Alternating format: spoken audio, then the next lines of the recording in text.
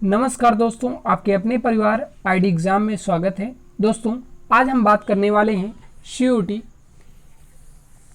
अर्थात केंद्रीय विश्वविद्यालय प्रवेश परीक्षा की। आज का जो हमारा प्रैक्टिस सेट होगा वो जीके जीएस का 7वां प्रैक्टिस सेट होगा और हमने सामान्य हिंदी, भूगोल, इतिहास के प्रीवियस ईयर क्वेश्चनों को कवर कर लिया है। यदि आपने उन वीडियो को नहीं देखा है तो हमारे वीडियो के डिस्क्रिप्शन में या हमारे प्लेलिस्ट में जाकर के उन वीडियो को देख लें। और यदि आपने हमारे चैनल को सब्सक्राइब नहीं किया है तो चैनल को सब्सक्राइब कर लीजिए और बेल आइकन को प्रेस कर दीजिए। तो चलते हैं आज के हमारे पहले क्वेश्चन की ओर।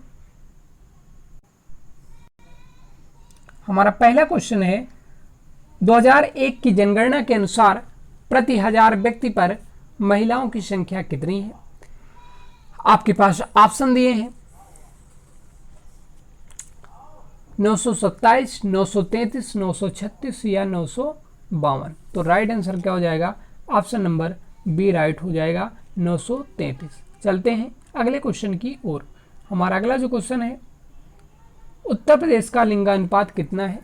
998 है, 760 है, 920 है या 963 है? तो राइट आंसर क्या हो जाएगा? ऑप्शन नंबर ए राइट हो जाएगा, 898 है। ऑप्शन नंबर ए राइट हो जाएगा।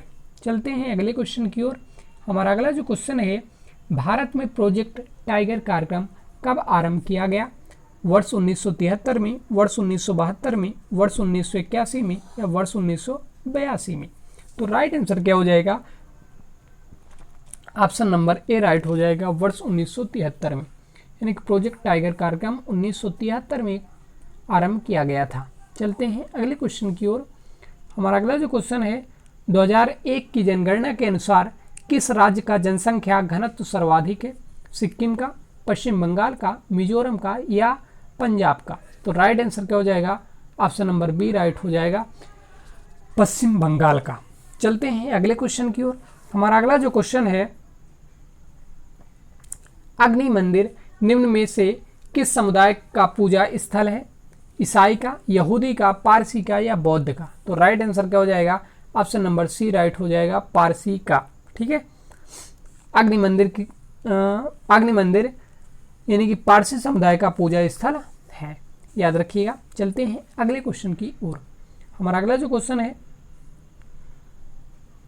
भारत में हिंदी के बाद सर्वाधिक बोली जाने वाली भाषा कौन सी है? मलयालम है, तमिल है, तेलुगु है या बांग्ला है? तो राइट आंसर क्या हो जाएगा? ऑप्शन नंबर डी राइट हो जाएगा, बांग्ला है। चलते हैं अगले क्वेश्चन की ओर। हमारा अगला जो क्वेश्चन है, भारत में पिन कोड प्रणाली कब लागू की गई? 1972 में, 1982 में, 1950 में या 1947 में? तो राइट आंसर क्या हो जाएगा? ऑप्शन नंबर ए राइट हो जाएगा, 1972 में। चलते हैं अगले क्वेश्चन की ओर। हमारा अगला जो क्वेश्चन है, पिन कोड व्यवस्था में भारत को कितने क्षेत्रों में बांटा गया?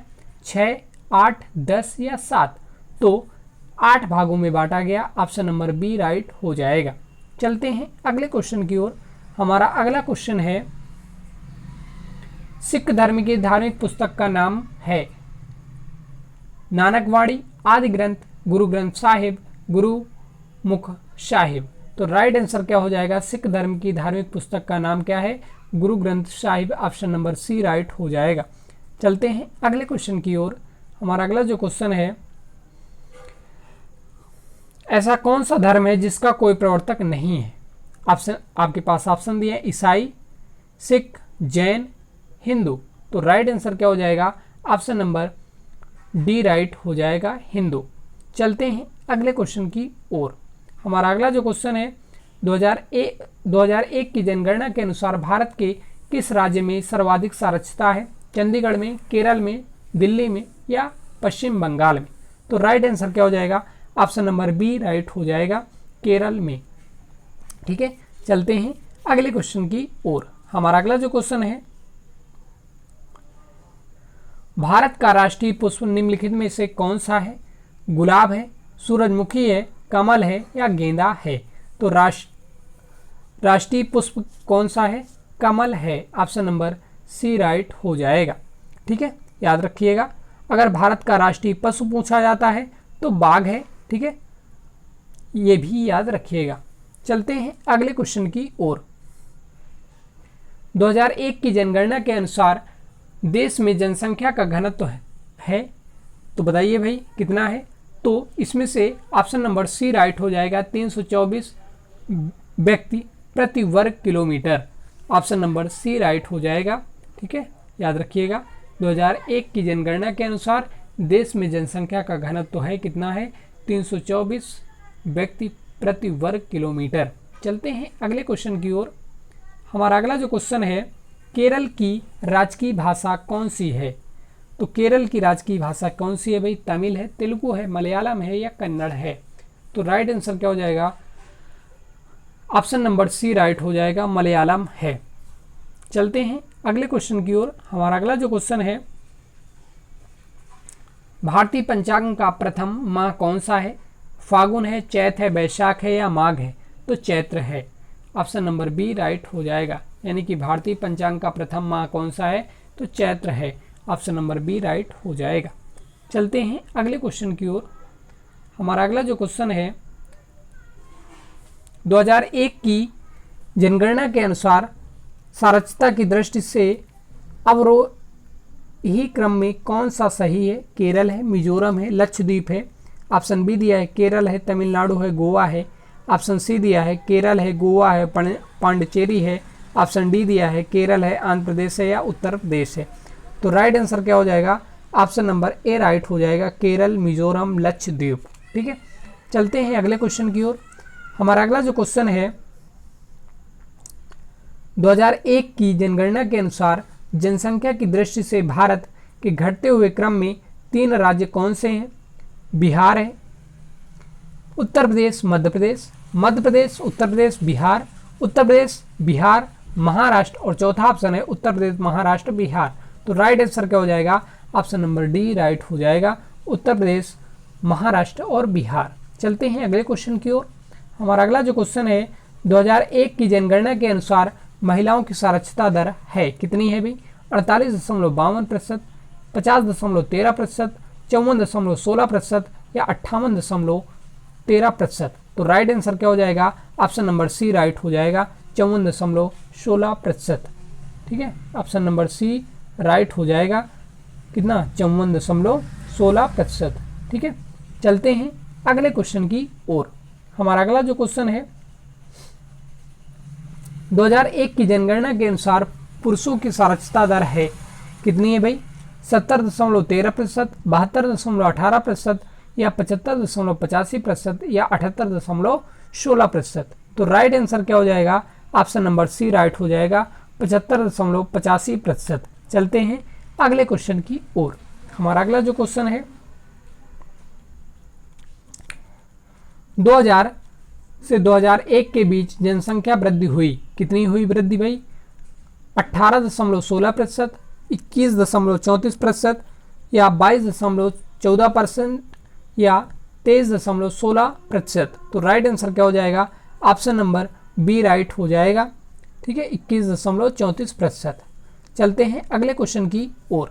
हमारा अगला जो क्वेश्चन है, 2001 की जनगणना के अनुसार भारत की कुल साक्षरता दर है कितनी है भाई, 60.16%, 65.38%, 68.44% या 70.16%। तो राइट आंसर क्या हो जाएगा, ऑप्शन नंबर बी राइट हो जाएगा, 65.38%। चलते हैं अगले क्वेश्चन की ओर। हमारा अगला जो क्वेश्चन है, दूरदर्शन पर विज्ञापन सेवा की शुरुआत कब हुई, 1976 में हुई, 1978 में हुई या 1975 में हुई या 1974 में हुई। तो राइट आंसर क्या हो जाएगा, ऑप्शन नंबर ए राइट हो जाएगा, 1976 में हुई। चलते हैं अगले क्वेश्चन की ओर। हमारा अगला जो क्वेश्चन है, दूरदर्शन पर कब रंगीन प्रसारण प्रारंभ हुआ, 1980 में, 1981 में, 1982 में या 1985 में। तो कब हुई थी भाई, तो 1982 में। ऑप्शन नंबर सी राइट हो जाएगा। चलते हैं अगले क्वेश्चन की ओर।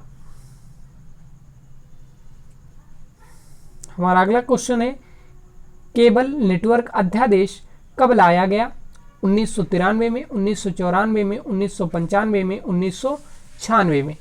तो राइट आंसर हो जाएगा, ऑप्शन नंबर बी राइट हो जाएगा, 1994 में। ठीक है, चलते हैं अगले क्वेश्चन की ओर।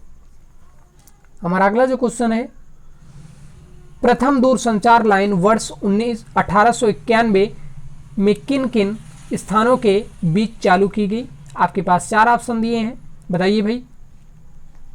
बम्बई एवं थाना, बम्बई एवं पुणे, कलकत्ता एवं डायमंड हार्बर, और चौथा ऑप्शन दिया है मद्रास से मदुराई। तो राइट आंसर क्या हो जाएगा? ऑप्शन नंबर सी राइट हो जाएगा, कलकत्ता एवं डायमंड हार्बर। ठीक है, चलते हैं अगले क्वेश्चन की ओर। Subscriber track dialling service STD सेव भारत में कब से आरंभ की गई? आपके पास 4 ऑप्शन दिए हैं। 1951 दिल्ली एवं बम्बई के बीच, 1960 बम्बई एवं मद्रास के बीच, 1960 कानपुर एवं लखनऊ के बीच, ऑप्शन डी दिया है 1972 दिल्ली एवं कानपुर के बीच। तो राइट आंसर क्या हो जाएगा? ऑप्शन नंबर सी राइट हो जाएगा, 1960 कानपुर एवं लखनऊ के बीच। चलते हैं अगले क्वेश्चन की ओर। हमारा अगला जो क्वेश्चन है, हाइब्रिड पोस्ट सर्विस सेवा भारत में कब लागू की गई? तो कब लागू की गई थी? 19 जनवरी 1995 में, मई 1996 में, जनवरी 1996 में, या अगस्त 1995 में। तो राइट आंसर क्या हो जाएगा? ऑप्शन नंबर ए राइट हो जाएगा, जनवरी 1995 में। चलते हैं अगले क्वेश्चन की ओर।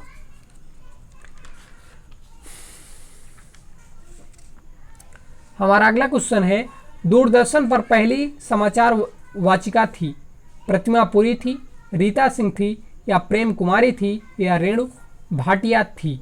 तो राइट आंसर क्या हो जाएगा? ऑप्शन नंबर ए राइट हो जाएगा, प्रतिमा पुरी थी। चलते हैं अगले क्वेश्चन की ओर। हमारा अगला जो क्वेश्चन है, दूरदर्शन पर पहली प्रदर्शित टेलीफिल्म थी, सदगत थी, दुर्गत थी, अपराजिता थी, या परम पिता थी? तो दूरदर्शन पर पहली प्रदर्शित टेलीफिल्म सदगत थी, ऑप्शन नंबर ए राइट हो जाएगा। चलते हैं अगले क्वेश्चन की ओर। हमारा अगला जो क्वेश्चन है, देश में सबसे ऊंचा टीवी टावर कहाँ है? दिल्ली प्रीतमपुरा में, कलकत्ता डलहौजी चौराहा में, मद्रास कुन्नड़ कुलम में, बम्बई बांद्रा में? तो देश में सबसे ऊंचा टीवी टावर दिल्ली में है, प्रीतमपुरा में। ऑप्शन नंबर ए राइट हो जाएगा। चलते हैं अगले क्वेश्चन की ओर। हमारा अगला जो क्वेश्चन है, भारत में किस भाषा में सर्वाधिक समाचार पत्र प्रकाशित होते हैं? अंग्रेजी में, हिंदी में, मलयालम में, या बांग्ला में? तो राइट आंसर क्या हो जाएगा? ऑप्शन नंबर बी राइट हो जाएगा। चलते हैं अगले क्वेश्चन की ओर। हमारा अगला जो क्वेश्चन है,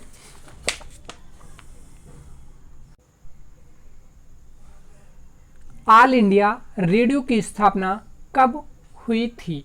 आपके पास 4 ऑप्शन दिए हैं। 1947 में, 1950 में, 1927 में, या 1936 में? तो राइट आंसर बताइए भाई। तो राइट आंसर क्या हो जाएगा? 1936 में। ऑप्शन नंबर डी राइट हो जाएगा, यानी कि ऑल इंडिया रेडियो की स्थापना 1936 में हुई थी। चलते हैं अगले क्वेश्चन की ओर। हमारा अगला जो क्वेश्चन है,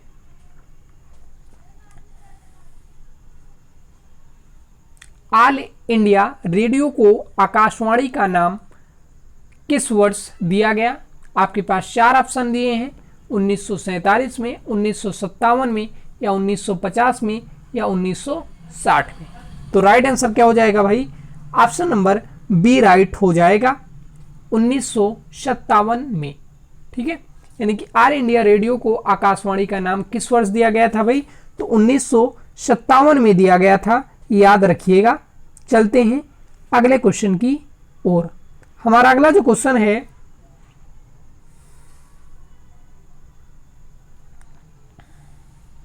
भारत में प्रथम टेलीविजन प्रसारण प्रशिक्षण के रूप में कब हुआ था? आपके पास 4 ऑप्शन दिए हैं, बताइए भाई कौन सा ऑप्शन सही हो जाएगा। 1959 में, 1965 में, वर्ष 1976 में या वर्ष 1957 में। तो राइट आंसर हो जाएगा वर्ष 1959 में। ठीक है, वर्ष 1959 में राइट हो जाएगा। चलते हैं अगले क्वेश्चन की ओर। हमारा अगला जो क्वेश्चन है,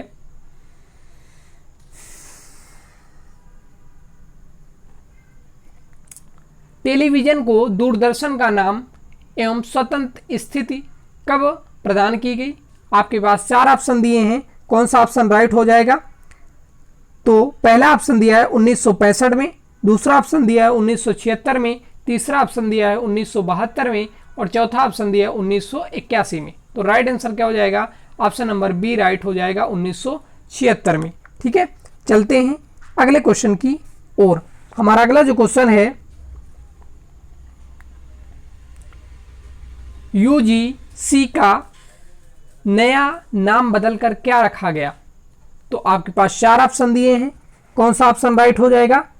तो पहला ऑप्शन दिया है उच्च शिक्षा आयोग, उच्च शिक्षा विकास आयोग, माध्यमिक शिक्षा परिषद, संघीय शिक्षा आयोग या इनमें से कोई नहीं।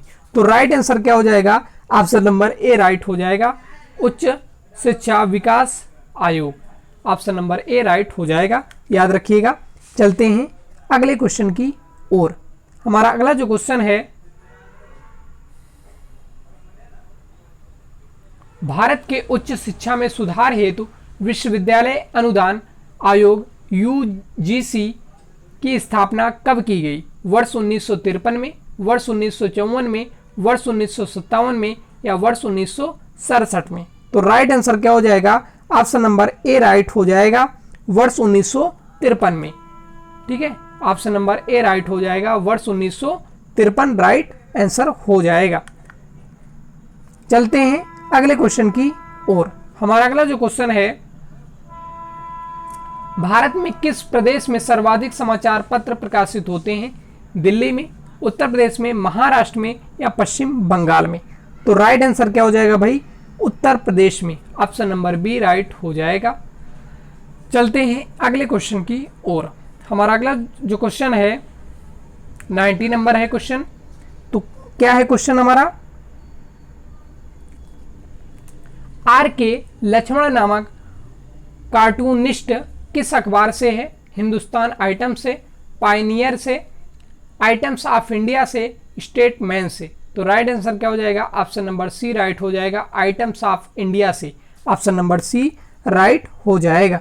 चलते हैं अगले क्वेश्चन की ओर। हमारा अगला जो क्वेश्चन है, निम्न में से कौन सरोद का प्रमुख कलाकार है। उस्ताद अमजद अली खान, ऑप्शन बी दिया है रविशंकर, ऑप्शन सी दिया है उस्ताद अल्लाह रखा और ऑप्शन डी दिया है पंडित शिव कुमार शर्मा। तो राइट आंसर क्या हो जाएगा, ऑप्शन नंबर ए राइट हो जाएगा, उस्ताद अहमद अली खान।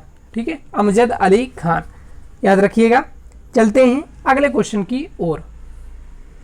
हमारा अगला जो क्वेश्चन है, हरि प्रसाद चौरसिया का संबंध संगीत की किस विधा से है। आपके पास 4 ऑप्शन दिए हैं, सरोद, सितार, बांसुरी या तबला वादन। तो राइट आंसर क्या हो जाएगा, ऑप्शन नंबर सी राइट हो जाएगा, बांसुरी।